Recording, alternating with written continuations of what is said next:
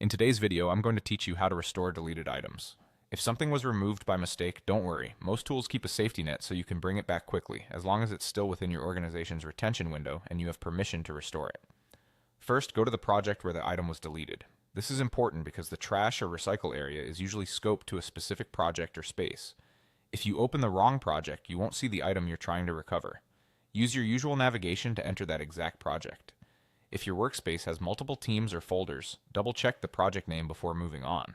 Once you're in the correct project, open the Trash or Deleted Items section. Different platforms use slightly different labels, but you're looking for a place where recently removed files, tasks, or entries are stored temporarily. You'll often find this in the sidebar, a top menu, or under a More or Settings dropdown. If you don't see it right away, try expanding the navigation panel or switching to the project's overview area. Keep in mind that some systems automatically clear trash after a set number of days, so items won't appear if they've already expired, and some roles may not have access to view or restore deleted content. Now find the item you want to bring back and click Restore. If there's a search bar or filter inside the trash, use it to narrow results by name, type, or deletion date. Sorting by most recently deleted can also speed things up. When you click Restore, you may see a confirmation prompt. Go ahead and confirm. The item will return to its original location in the project, with its name and most associated details intact.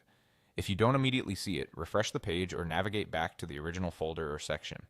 Some tools add a small restored tag or show a success message so you know it worked. A few quick tips. If you can't find the item, try checking alternate views in the trash, such as files, tasks, or notes, depending on what you deleted. If the Restore button is grayed out, you may need a project admin to complete the action.